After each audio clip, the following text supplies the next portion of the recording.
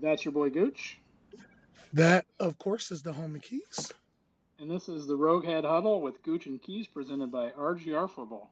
Gooch? Welcome, everybody. I'm hoping you're having a great day. Please go back and watch join RGR, watch back some of the shows. Me and Keys have been on. I don't know how long we've been doing this, but we've got a lot of shows on now. Become a member, join the Discord, talk to me and Keys, Ryan, Seth. Take this walk with us. It's going to be fun. Yep. All right. It's time to get critical. We are not Kool Aid snorters and we are not haterade drinkers. We tell it as it is. So, viewer discretion advised if you are a Kool Aid snorter, if you are fragile, if you cannot handle the truth in any dose whatsoever, you might want to turn your volume down for a few minutes here because we're going there.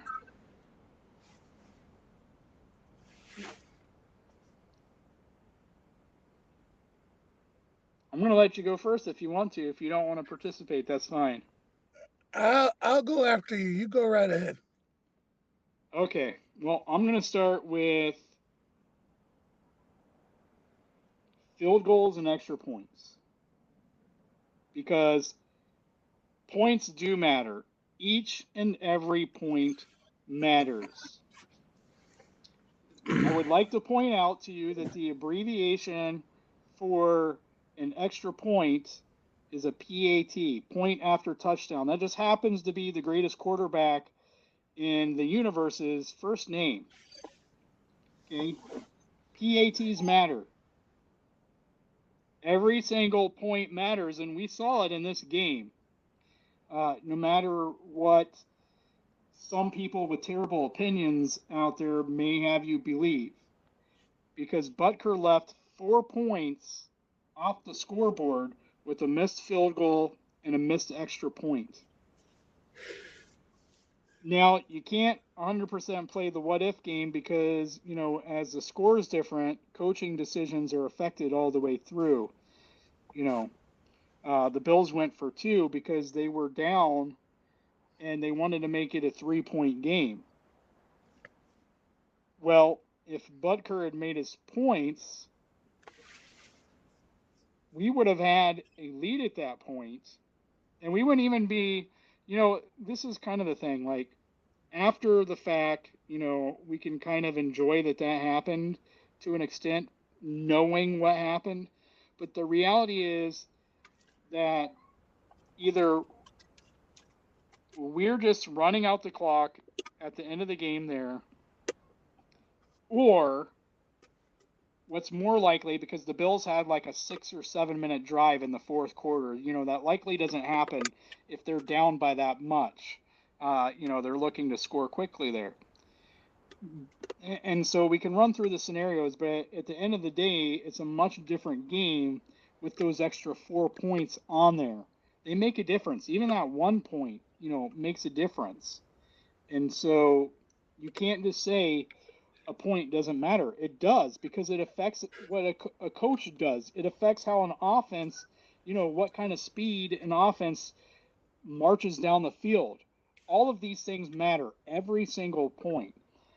And, Butker made the only kick that, made the most important kick of the night. But this has still been a season long issue, which makes it an issue. And that's something that Tobe should have figured out by now. Whatever it is that, that's causing these misses, like the two of them need to get it figured out.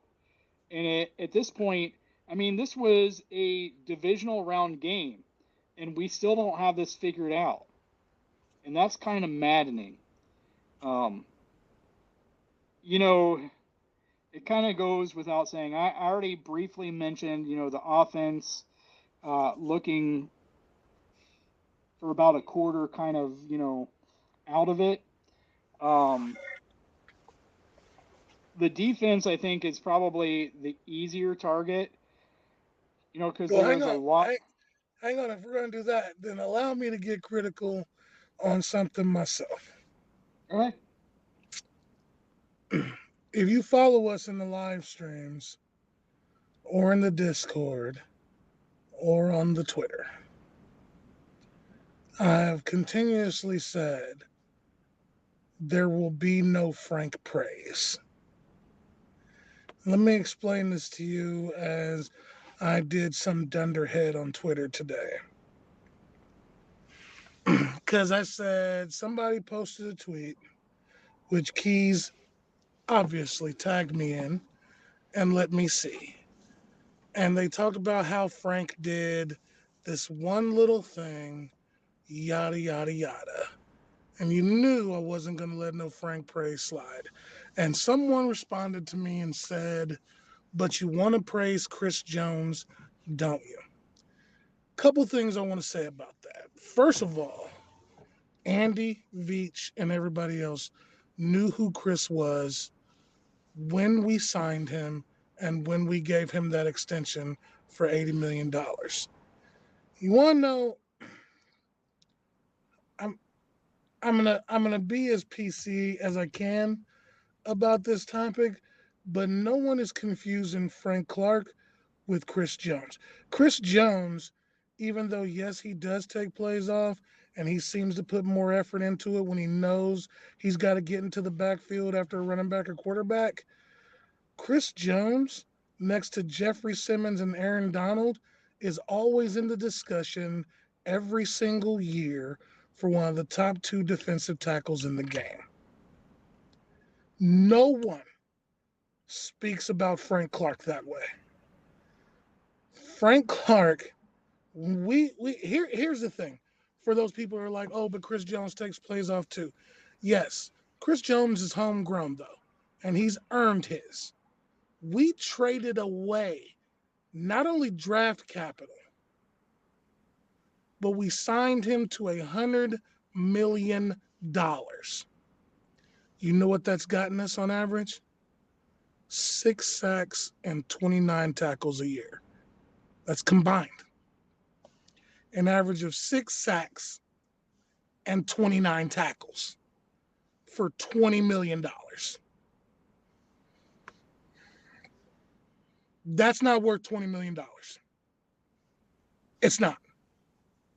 Especially when we pay Ingram the league minimum and he seems to be getting more pressures than Frank.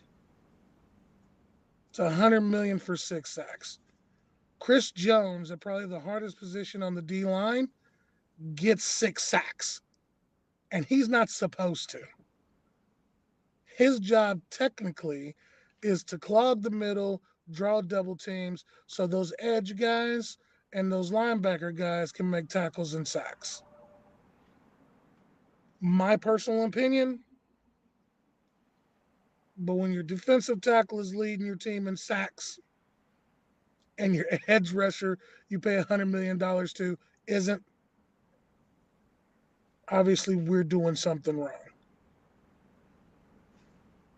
$6 million is or 6 sacks, 29 tackles. If I'm not mistaken, sounds like Tano Passanio numbers, and he was a part-time player. That's why I'm always like, there will be no Frank praise. He's not living up to the money. And yes, some people are going to say, oh, but he turned it on in the playoffs 2 years ago and we got a Super Bowl. Yay. Super Bowl is great. What we're not remembering amidst all that, Frank turned it on. We only win that Super Bowl because Chris batted down 2 passes and Kendall Fuller got an interception. It really had nothing to do with Frank. He got the sacks, true, but if anything, the football tells us, like, Tennessee got 9 sacks on Burrow, and they lost. And Tennessee's defense is better than ours in some areas, as Keys so eloquently put out just earlier in this broadcast.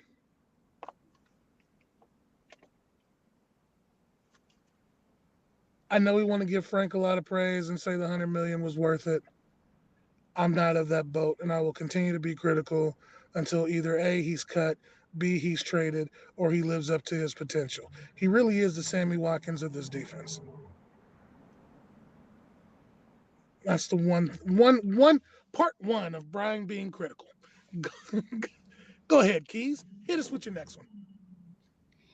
I will say, in about 100 less snaps, Frank actually has as many, if not more, pressures than he's had each of the last 2 seasons. So there is that. Um,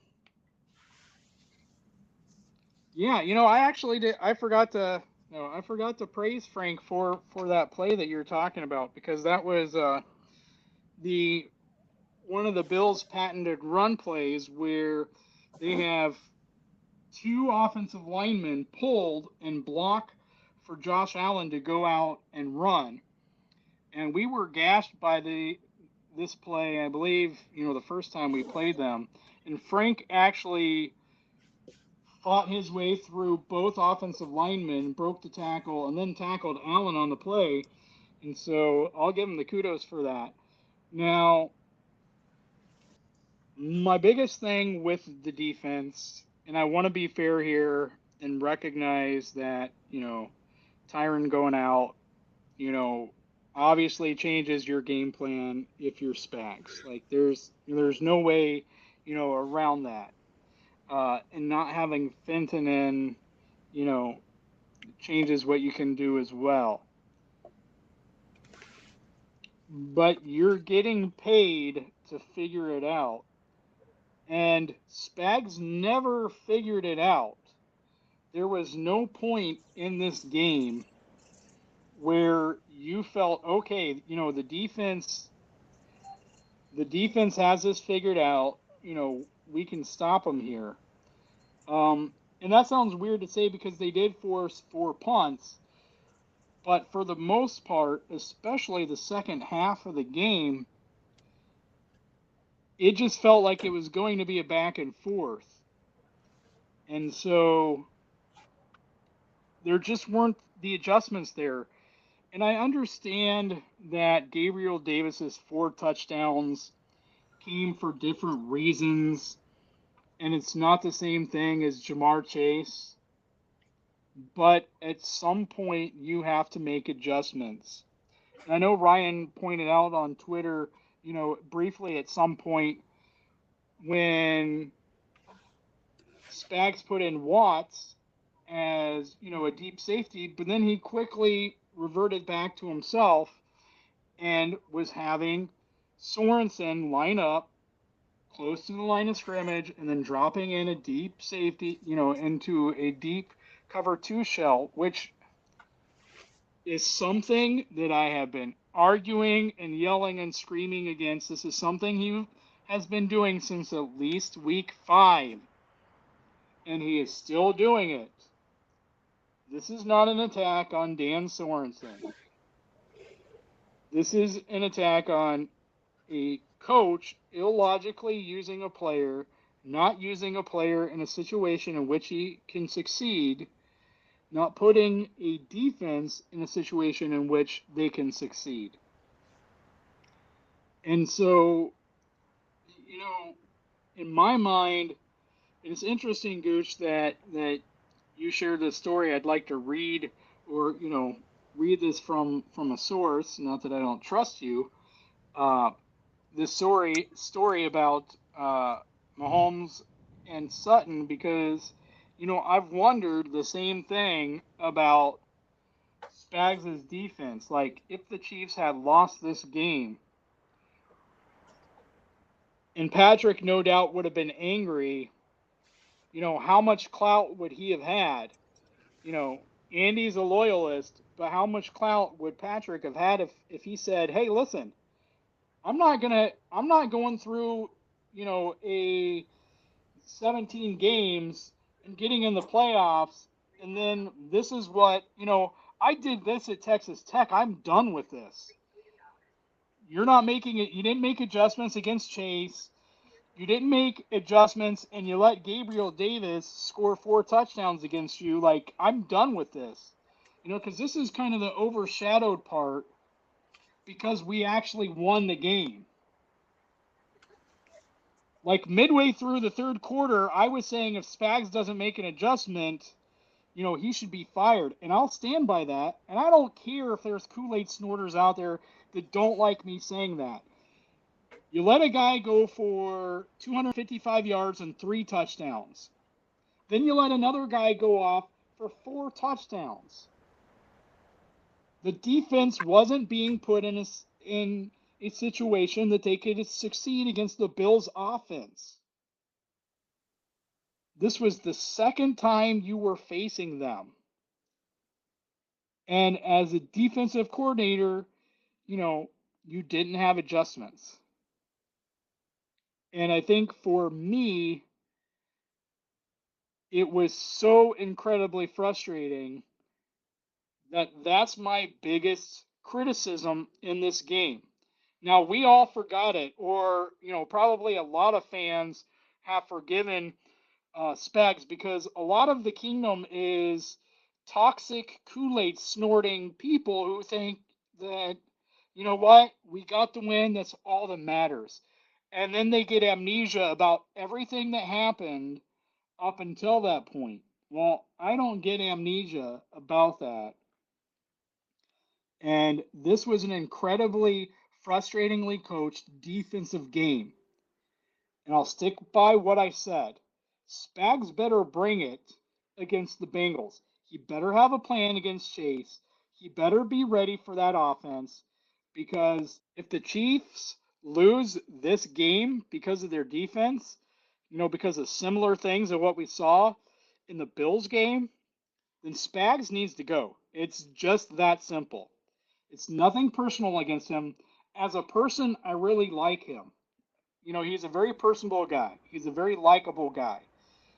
But the Chiefs won a dynasty, and you have the best quarterback in the NFL, and you have a great offensive nucleus. And your goal as a defensive coordinator isn't to have the number one defense like the Bills did. You got to have at least a middle of the pack defense that makes sure that your offense, your high powered offense, when it is high powered, and it certainly was against the Bills, like it cannot happen. Now I've been an apologist for the defense throughout the season at moments, right? I will point out like you brought up, Gooch. I will point out when the offense goes 32 minutes without scoring or goes 32 minutes and scores 3 points. I will bring that out. And I will say that's not the defense's fault because it has to be both sides. But this game wasn't both sides. At some point, the offense got everything figured out and they were rolling, and it was 100% Spags and his defense that were not getting things done. And so you can't have that. I'll defend them when it's when the reason for losing should be shared to some extent. But this was inexcusable, and now everybody's going to forget it simply because of a miraculous comeback by Mahomes in the offense. So the next thing I want to be critical about, and I know this is not going to be the topic that anybody wants to touch but me. There is a big stink that um, EB hasn't gotten a coaching job. And me and Keys have had this conversation off camera. EB hasn't gotten a coaching job not because he's black, not because of some stuff that happened when he was in Colorado. I believe that EB isn't getting coaching opportunities because of his play calling. Because he is supposed to be known as an offensive coordinator, running back great, and the Chiefs' offense is sputtering when he's calling plays.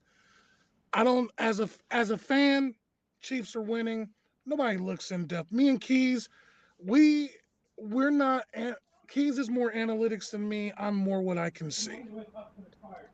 And perception in the football world from these owners and these GMs, perception is reality. And the reality is that Andy's giving him credit, but the offense is sputtering. You can tell from our offense when Andy is calling plays and when EB is calling plays. Sure looks like it, yeah.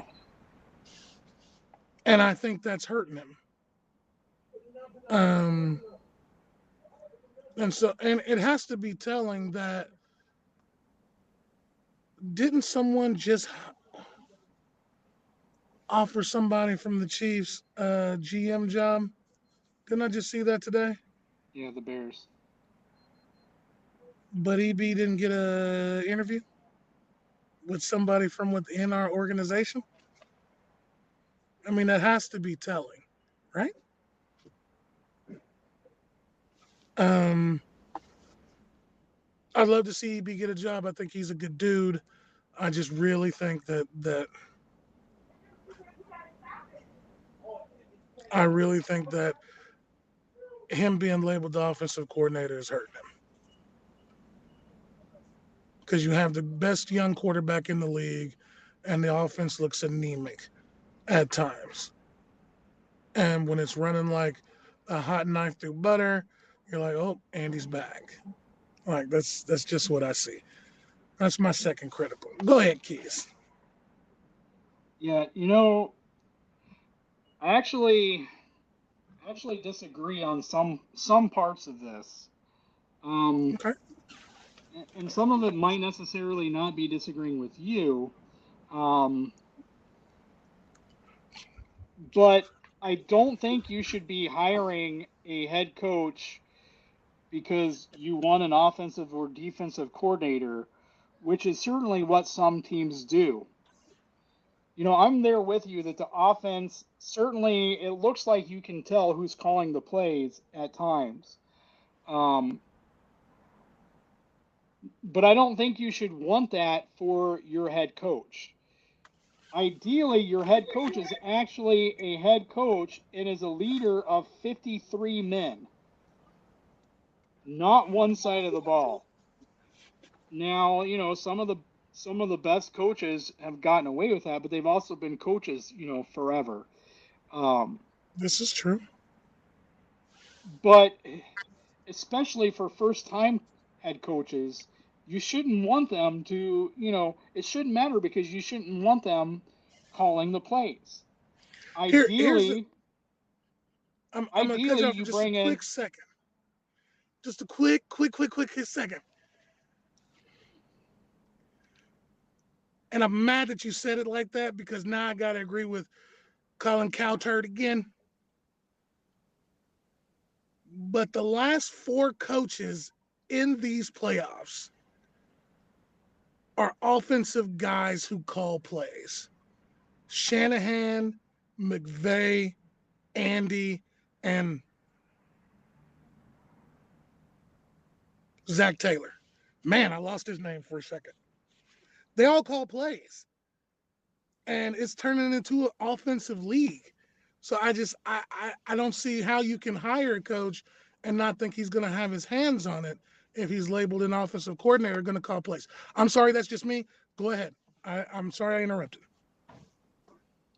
Well, for me, it shouldn't matter. I understand that it probably will, because everyone wants, the shiny new thing, right? And it's a lot like that's the way you get. That's basically the way you get an offensive coordinator, unless you already have a pipeline that you're growing offensive coordinators. You don't normally go through and take a team's running back coach or offensive line coach or receivers coach and bring them in and make them your offensive coordinator. It usually doesn't happen that way. So I understand that part of it. My argument though is that while I'm with you on, concerns about the enemy's offensive play calling, I think as far as a leader of men, my impression is that he would be an extraordinary leader of 53 men, which is ultimately what you want. And some of these organizations out there need someone like that. But it's kind of boring because, I think that's what the Raiders ended their season with, a guy who seems to be a leader of men. And they don't want that. They're looking for flashy names. I think these owners and some of these GMs out there, it's like who's the new shiny name? And so I think that's part of the problem. Because if it were me, someone who I think who's a really good coordinator, but I don't know necessarily that I would take him as a leader of men, is Brian Flores. I would love for Brian Flores to come be our defensive coordinator. I don't know how he is as a leader of men. That's why half of Belichick's tree fails. They're really good at being coordinators. They're really good at all that part, but they suck as leaders. And I don't know if that's just because Belichick's personality only works for Belichick, um, or what. But I don't know. To me, I think that Bieniemy would be a great head coach. Um, I would just want him to, I would want a great offensive coordinator there. As far as the Bears thing with Ryan Poles, my understanding is, it seems like the Bears picked their head coach before they picked their GM, because with the speed that all of this happened, it's almost as if in his interview, they probably asked him, "Hey, are you okay with this person being the head coach? Do you have any problem working with them?" And I'm okay with that. We saw, you know, what happened when Clark Hunt brought in John Dorsey and Andy Reid. You know, and originally, if I recall correctly, Andy reported to John, and John reported to Clark, and it was after that that Clark changed his structure. So now the GM reports directly to Clark, the head coach reports directly to Clark, and so I can understand some of that. It seems in my mind it seems to work better that way. Um, and I would think as a GM I would rather have it that way anyway, because if the head coaching hire is wrong, it's not on you as the GM. It's on, the owner or the other front office person higher than you that made that decision. But ideally, yeah, there would be some continuity there. Um, but I don't know. That's all I have with that one. But I at least wanted to speak up for Evie in that way. But I'm with you on the play calling part of it. Okay, so let me put out there that because you made a good point, and I should have said it then, I don't question his ability to lead men because everybody in the organization says EB is a leader of men. But also, too, as someone who is in a position not in football, but as a leader of a company and has to pick future leaders of this company and put them in play, some people are just better at being number twos. And that's not a slight because a good number two makes the number one even better. And I believe what makes the Chiefs so great, not only do the Chiefs love Andy, but the fact that his number two is a leader of men, which allows Andy to focus on the entire franchise. He doesn't have to do discipline as much because EB can handle it. You know what I'm saying? He can worry about aspects where the team is weak because EB can handle the offensive guys because they respect him. You know what I'm saying? So I wasn't slighting EB in the slightest. I have complete faith that he could lead a team. My problem is just like, and you brought up with Belichick's assistants and coordinators. Some people are just better at being number twos. and Belichick's guys are all number twos. You know, they work well under him and with him, and they're allowed to focus solely on their specific job while Bill or Andy handle the rest. I mean, does he deserve a shot? Yes. Let's let's not get our wires crossed here. I'm not saying he doesn't deserve a shot. Um, because he's done this and he's moved up the Chiefs organization and we've been successful. And Andy wouldn't take credit alone, nor do I in my own business do I take credit for anything. You know what I'm saying? It's all about the people. The people that you lead make you successful. You know what I'm saying? So I just wanted to put out there that I didn't think he was a terrible guy. I just in my eyes viewing him, I see him probably like a lot of other people as a good solid, assistant head coach, offensive coordinator, maybe not just the head coach. Because he lacks in play calling, probably knows very little about the defensive side. So um, you couldn't really scold a defensive coordinator if you haven't really studied up. Now, as a former running back, EB knows defenses, but I'm almost betting he doesn't know the nuances like Spagnolo. Um, but that's I just wanted to slight rebuttal. Um, but I'm done with that one. What's your criteria for top all-time games? All right, before we get into that, and I'm gonna let you start.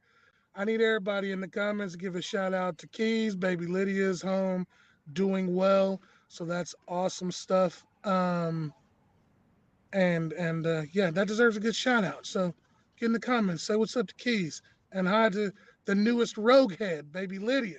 You know what I'm saying? Um, I was gonna jump into this. My criteria for an all man, I don't know. Like it's so weird because the only way that I can actually give it to you is if I was speaking in movie terms again, like we said, like it needs to have drama or a storyline or something. Like for this one, it was uh, Mahomes sits on the throne, Josh Allen is coming for it. You know what I'm saying? It needs to have back and forth action. I think it needs to have you on the edge of your seat. I think it needs to make you run the gamut of emotions, even if at the end there's defeat. Like I really feel like an all-time great game draws you in from the beginning and then holds on to you and takes you on a ride. Um, Very few games in my lifetime I can remember, and it's this one, the Bills Chiefs game. I think one of the other games that drew me in and had me for the whole time was the Pittsburgh Arizona game because that ended on the toe tap by was it Antonio Brown at the end or Hines Ward because James Harrison had the fumble recovery touchdown before halftime. Um, I think the no punt game. And for those of you who don't know that is the Chiefs versus Indianapolis in Arrowhead. There was no punts the whole game. Manning ended up winning that one because he had the ball last, and that was without overtime. So I mean, there's that. I think that's my criteria. It's like um, it's Favre Rodgers, Minnesota versus Green Bay. It's everything's entertaining. The quarterbacks are great. The game takes you for a ride. It holds on to you for the whole thing. You live and die with each, not live and die because that's, you know what I mean, not literal, but like with every pass, with every run, with every play call, you're second guessing, you're thinking, other things. You're just deep into it. Your fandom's got you locked in. And whether you win or you lose, at the end of it, you just sit back and you go, damn, that was a great game, regardless of what happened. And I can only recall those three or four because there's not many. And of course, there's a Super Bowl, but even some Super Bowls were duds But I mean, that game. Let's see. The Ravens, San Francisco, was it San Francisco? Hardball teams in the Super Bowl, and you had the lights out thing, and San Francisco came back, and it was like, or yeah, that's Bus's retirement game, which happened to be in the Super Bowl. There's not many. Like I can count on less than two hands, but for me, it has to lock you in. It has to um, take you on a ride. It has to tell you a story. It has to hold you in place. You know, that's my criteria. What's yours? Yeah, I think there has to be one, I think there has to be either a back and forth the whole game or there has to be a comeback. I think that's a given for it to be an all-time game. It either has to be back and forth or there has to be a comeback. Like you can't have an all-time game that's just like a blowout, you know. Um I think there has to be a spectacular play, involved. Whether it's a play like David Tyree, Giants Patriots, the helmet catch. Um, some kind of exciting spectacular catch. I think it helps if there are like two big time quarterbacks involved in the game. Um, if it goes to overtime or nearly goes to overtime, I think that helps. It adds to that suspense.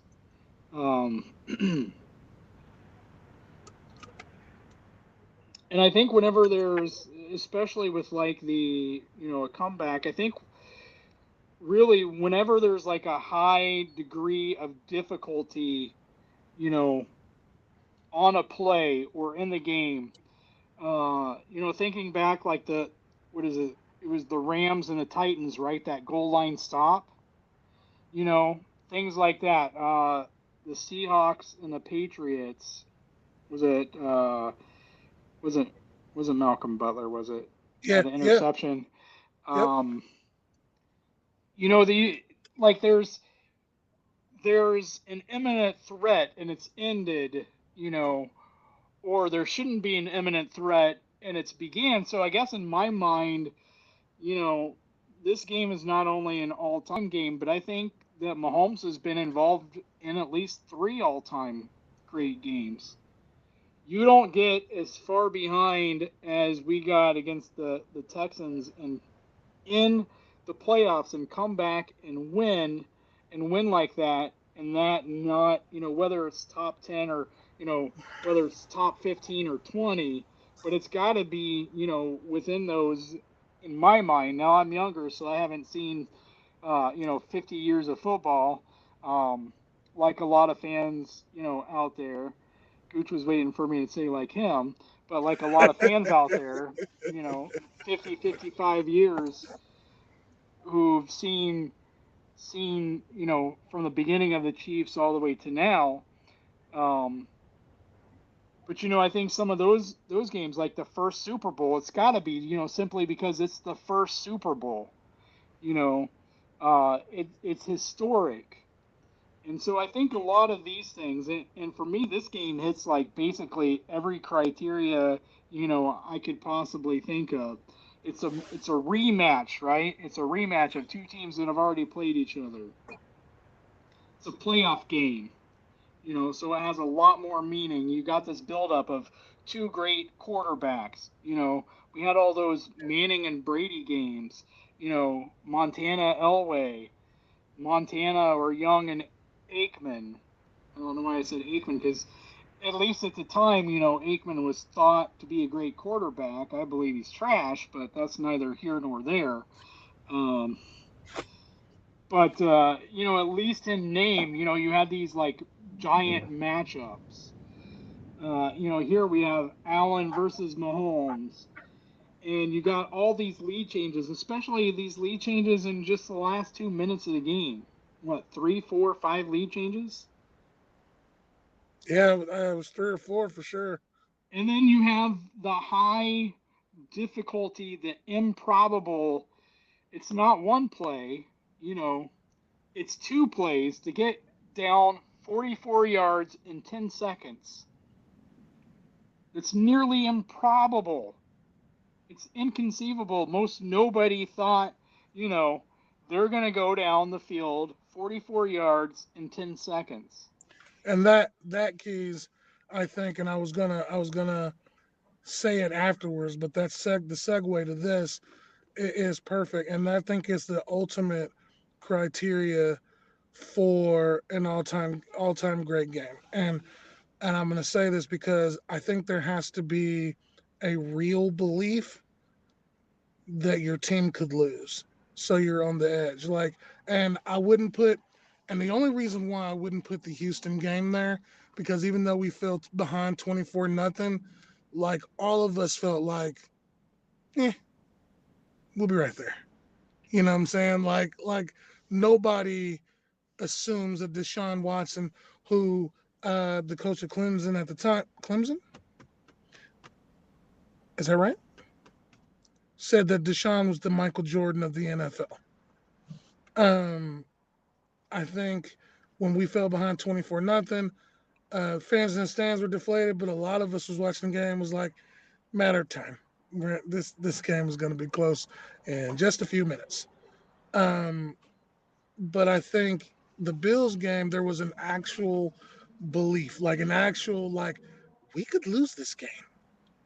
You know what I'm saying? And I think that's one of the criteria. Is like when I said it had to draw you in, like there has to be it has to be believed or some sort deep down, even if it's 2%, you can lose this game. You know what I'm saying? Like we went to the Pittsburgh game and we were like, this one's over. Like we're gonna win this. I mean, I wasn't as confident, and I'll be honest, I wasn't as confident in the Pittsburgh game that we'd win by 14 because that was the money line, but we did. But then when we got to the Bills game, I for one was like, man, like the Bills could pull the upset here. I like they could. You know what I'm saying? Of course I vote for the Chiefs, but I'm sitting there and I'm watching the game like every time Josh Allen threw a touchdown, I was like, come on. Like, is this the drive where our offense sputters? You know what I'm saying? I'm like, are we going to be able to just go toe for toe? Like, normally I'm like, is this team going to go toe for toe with Mahomes? Can they do that? Because everybody's like, oh, you have to score touchdowns against this team to win, no field goals, yada, yada, yada. And in this game, I was just like, man, are we going to keep up with them? You know what I'm saying? Because, I mean, we've played, you know, we played good for a quarter. We I this Bills game might have been the first time we've seen an almost complete game from the offense. I say almost because it wasn't a complete game, but I mean our offense has been, we either jump out early or we're coming back late and getting a slight lead, and then we're hanging on for dear life. And the Bills were playing with reckless abandon, so that's what kept me on my seats. I'm like, man, these guys are like they're really not playing no games with us today. you know. And anyway, I know you're continuing. It just kind of made sense to pop in right there. Sorry about that. No, I was done there, and again, I think it comes back to the 10 seconds, right? Because if it had been what 20 seconds, maybe 30 seconds, 40 seconds clearly, but I think even at 30 seconds, you probably you probably have some optimism that you can get in field goal range in 30 seconds, right? Maybe even 25 seconds. I think it's really about 13 seconds, what, maybe say anything under 17 or 18 seconds. It's just the likelihood of doing it seems so low. You give 17 or 18 seconds, that seems a lot more doable, Right. because you can run 3 or 4 plays. But we got it in 10 seconds, 44 yards on 2 plays. And that's just crazy. And, it also helps, though, to add to the suspense in this sense that Butker had left 4 points off the scoreboard. This is true. And so a guy who has been almost completely automatic before this season and still fairly reliable, especially long range, there was still, you logically couldn't just say, okay, he's going to kick this, we're going to overtime, no question whatsoever. And so, that only added to it. And then, of course, anytime you get into overtime and, most of the suspense of overtime is the coin toss. And we've already talked about the coin toss, and we're not going to get into, the whole overtime thing for it. But, I mean, still, anything can happen, in overtime. And so those are kind of my criteria. Now, is it convenient that all those fit this game? I don't know, maybe. But I don't know, what else you would throw out there that would be part of an all-time, your criteria for an all-time game. If you guys have something in the comment that, that you think we missed of a criteria that you think is important for an all-time game, by all means, let us know. All right, well, let's pay some bills. Let's pay them. Hey, we appreciate anybody that watches this content, whether religiously or in passing. Make sure you go back, RGR on YouTube, like, subscribe. Think about becoming a member. You become a member, you can email Ryan at rgrpodcast.com, I believe.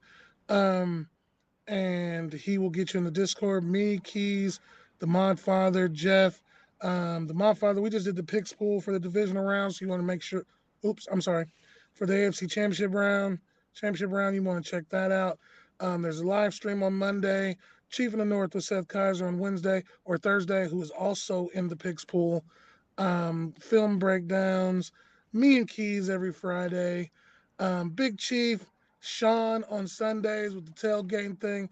That's joint. Also, me and Keys are going to be on the Big Chief Sean's show next week. We are celebrating 500 subscribers. We want to try and get them up to 1,000. Me and Keys are on Twitter. You can hit us up there if you have any questions or you want to talk about anything. We're also in the Discord. If I'm not in the Discord, Keys tags me so I can help answer the question or get in on the question or whatever. Obviously, we're in the comments. Keys while we're on, and I jump back in afterwards and hit up anybody that's there. But beyond all of that, with everything that's going on, make sure you tell somebody you love them. Give them their flowers now because tomorrow is not promised. So please believe that. If there's one thing you can take from me and Keys, do that. Yeah, thanks a lot. All right, thanks, guys. Peace out. Thanks for watching this video from the team at RGR Football. Click these videos to see more and subscribe to RGR Football.